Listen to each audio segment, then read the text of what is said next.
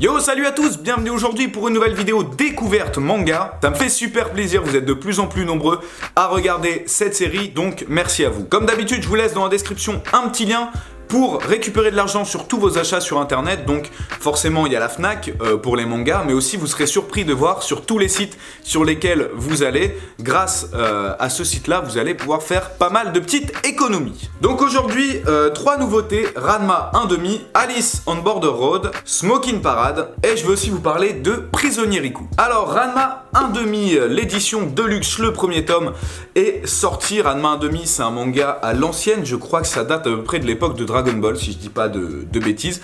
Et bref, moi je n'avais jamais lu, donc cette édition Deluxe tombe à point. J'ai lu d'ailleurs un article très intéressant récemment sur les éditions Deluxe où les éditeurs parlaient de la probabilité ou non qu'une Deluxe sorte. Parce qu'au Japon, vous savez, il y a plein d'éditions Deluxe. Et notamment la Deluxe de Slam Dunk, dont j'ai un tome en ma possession qui est juste parfaite. Je force un peu auprès des éditions Kana pour qu'ils la sortent en France. Mais ils ont peur qu'il n'y ait pas assez de gens qui l'achètent. Donc écoutez, si vous êtes chaud pour l'édition Deluxe de Slam Dunk, eh ben allez le dire sur le Twitter de Kana, ça fera toujours plaisir. Bref, on revient à Ranma 1/2. Alors on suit l'histoire de Ranma Saotome et de son papa qui sont tombés lors d'un entraînement des arts martiaux en Chine, il me semble, dans un fleuve qui les a maudits. En fait, son père se transforme en panda et lui se transforme en femme. Donc lorsqu'il tombe dans l'eau froide, il se transforme en femme et il faut lui mettre de l'eau chaude pour qu'il se retransforme en mec. Bon alors en fait, c'est un gag manga. Les chapitres se suivent, mais sont plus ou moins indépendants. Enfin, on retrouve tout le temps les mêmes persos. Moi, j'aime beaucoup le style old school des dessins. Je sais pas si vous allez bien voir à cause des projecteurs. Et c'est drôle pourquoi ? Bah, comme je vous ai dit, tout simplement parce que à cause de sa malédiction, il se transforme en femme assez souvent, sauf que, par exemple, quand il est au lycée et qu'il pleut, c'est censé être un mec, et s'il devient une femme, bah ça pose problème. Notamment, il y a un passage assez drôle où il se tape contre un mec, oui, parce que ça, je vous ai pas dit. De base, en fait, Ranma doit se marier avec la fille d'un ami de son père, sauf que, bah, comme il se transforme en femme, ça pose un petit peu problème. Et les deux sont des têtes de mule, aussi bien Ranma que sa promise, voilà, qui elle aussi est très forte en arts martiaux. Bref, Ranma va devoir se battre contre un mec qui est amoureux de cette fille, sauf qu'il va se transformer en femme. Le mec ne va pas du tout tilter et va tomber amoureux de la version fille de Ranma. Donc voilà, il y a plein de petits trucs comme ça, c'est assez sympa. Et finalement, je trouve qu'il y a quand même beaucoup d'arts martiaux. Ça se tape quand même assez souvent. Parce que du coup, Ranma, tu vois, en mode mec, c'est un peu le beau gosse. Il est censé se marier avec la fille la plus mignonne du bahut, donc tout le monde veut se taper contre lui. Alors, il n'y a pas de réel enjeu. On va suivre le quotidien de ces personnages. Et à mon avis, tout va tourner plus ou moins autour de cette relation amoureuse entre guillemets. Au début ils s'aiment pas trop, mais ils ont beaucoup de points en commun. C'est assez ambigu et c'est sympa. Donc Ranma 1/2, si vous n'avez pas connu ça à l'époque, et de toute façon c'est une Deluxe. Ah oui, qu'est-ce que je voulais dire sur la Deluxe? Ce qui est dommage, contrairement à Dragon Ball, c'est que on n'a pas les pages en couleur sur cette Deluxe. Elles sont en noir et blanc. C'est dommage. Mais bon, ça reste quand même un bel objet, pas trop gros, agréable à lire. C'est très sympa. On enchaîne avec Smoking Parade, donc, qui est un tome à 5,95€ jusqu'au mois de décembre. Donc c'est parfait si vous voulez découvrir ce tome 1. Accrochez-vous parce que le synopsis est assez casse-tête. Alors il existe une nouvelle entreprise nommée Amenotori. Je sais plus exactement le nom, enfin bref, on s'en fout, qui est capable de greffer tout et n'importe quoi à tout le monde. Des jambes, des bras, des mains, enfin bref, tout ce que vous voulez. Et de rendre tout ça compatible à tout le monde. Sauf qu'il y a un mais, hein, vous imaginez bien, sinon ce serait trop simple. Il y a un très faible pourcentage que, suite à cette greffe, les gens deviennent complètement fous. Ils ne sont plus eux-mêmes et commencent à avoir des têtes de peluche. Et là, ils n'ont plus qu'une seule idée, tuer un maximum d'humains. Yoko Kakujo, que vous voyez là, va fêter ses 15 ans.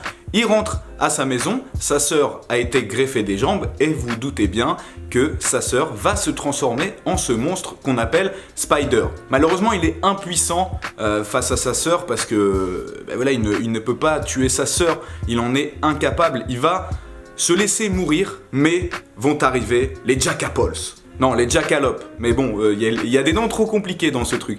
Les Jackalope, ce sont des gens modifiés. Alors eux, pas avec des greffes, mais ils ont tout simplement, par exemple, des machines qui sortent de leurs bras. Vous savez, comme un petit peu dans l'Astéro Inuyashiki. Très bon animé que je vous invite à aller regarder ma review de l'épisode 1 d'ailleurs. Qui eux sont assoiffés de sang, mais ne tuent uniquement que les Spiders. Donc les gens qui se sont transformés suite à la greffe qui a mal tourné. Je sais pas si vous comprenez. Et donc du coup, Yoko Kakujo n'a plus rien, il a perdu sa sœur et va vouer son existence du coup maintenant à traquer ces Spiders, essayer de comprendre pourquoi la société Amenoto, je sais plus trop quoi là, bref, qui fait des greffes. Il va essayer de percer le mystère parce qu'en gros ils sont soupçonnés d'utiliser les gens pour se faire une armée. Donc tu vois, ça cache un peu des trucs sombres. Alors ce qui est drôle, c'est que les Jackalope là, ceux qui sont chargés de tuer ces Spiders, sont eux-mêmes considérés comme des monstres, agissent dans l'ombre auprès des humains, alors qu'au final c'est des sauveurs. Je sais pas si tu vois ce que je veux dire.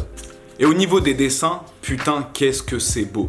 Par contre, c'est super sombre, c'est super sanglant, c'est même un petit peu sale, j'ai envie de dire, mais je kiffe ça. En vrai, je kiffe à fond l'univers. Tu vois, ils n'hésitent pas à mettre des membres qui volent, du sang un peu partout. D'ailleurs, il y a écrit pour public averti. Alors, ce qui est bizarre, c'est que c'est entre le shonen et le seinen. Le shonen parce que le héros principal va vouloir se venger, entre guillemets, et le seinen parce que c'est ultra dark. Alors la présentation de ce tome 1 et l'évolution du personnage est vraiment classique.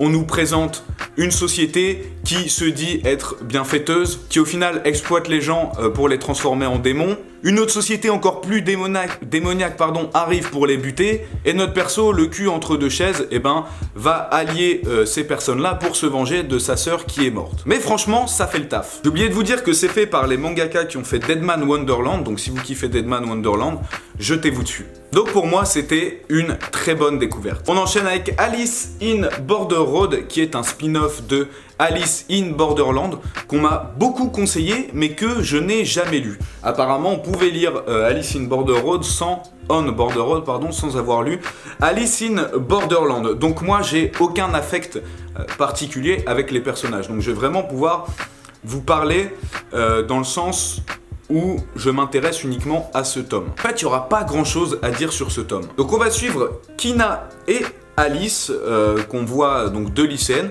qui on voit au début dans notre monde actuel, qui méprisent un peu le monde tel qu'il est, et elles vont se réveiller, alors elles étaient à Tokyo, elles vont se réveiller à Kyoto, donc qui se situe à peu près à 500 km, dans un monde où il n'y a personne et où la verdure a tout recouvert. Elles sont donc seules.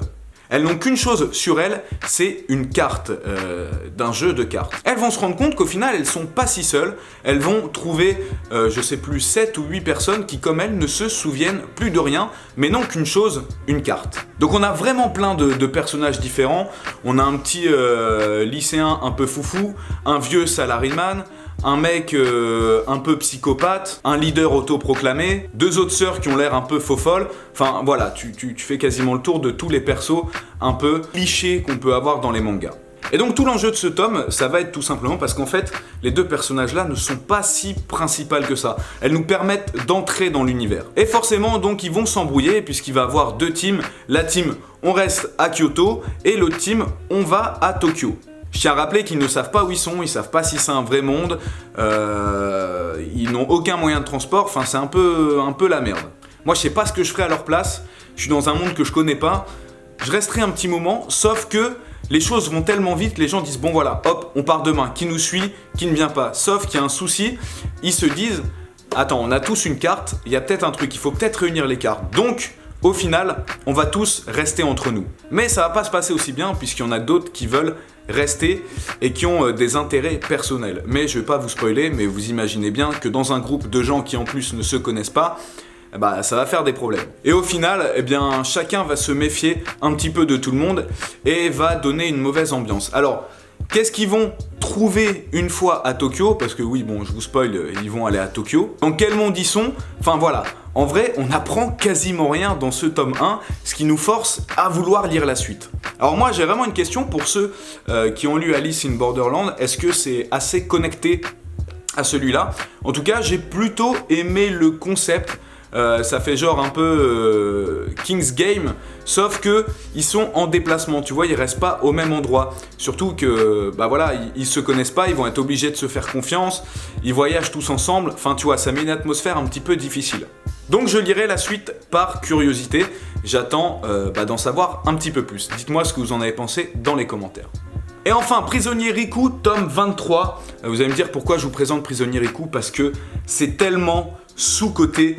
Je sais pas comment il faut que je vous le dise, je sais pas ce qu'il faut que je fasse pour que vous vous mettiez à Prisonnier Riku. C'est vraiment un de mes plus gros coups de cœur de ces dernières années. Il n'y a pas d'animé, mais je peux vous dire que s'il y a un animé qui sort, vous allez tous commencer à dire « Ah, Prisonnier Riku, c'est trop bien !» C'est tellement dur à la lecture de Prisonnier Riku, je peux dire que t'en sors pas insensible.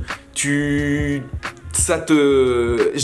la gorge nouée, tu vois, quand je lis Prisonnier Riku, et franchement, j'abuse même pas. Tu passes entre désespoir, espoir, tu retombes dans le désespoir, enfin c'est un truc de taré pour les émotions et le cerveau. Alors oui, il y a 23 tomes, je peux comprendre que ça en rebute certains, sauf que je crois que les tomes sont même pas à 7 €, et rien ne vous coûte vraiment de prendre les 3-4 premiers tomes et de voir ce qu'il en est. En tout cas, on est au tome 23, le début d'un nouvel arc qui s'annonce mais magnifique. Franchement, en Prisonnier Riku, à chaque fois que je termine un tome, je me dis putain, vite que la suite elle sort. Et je vais même pas lire les scans sur internet parce que je savoure tellement la lecture de mon tome que j'attends les 2-3 mois entre chaque tome. Et quand je lis le tome, mais alors là, je suis tellement heureux, ça contraste avec le mal que je ressens quand je le lis. Enfin voilà, on est au tome 23, ça s'essouffle même pas, l'auteur arrive toujours à nous surprendre. J'essaye de vous montrer parce que c'est super bien dessiné, mais je veux pas vous spoil non plus. Voilà, par exemple ça, c'est un vrai manga de bonhomme qui dénonce vraiment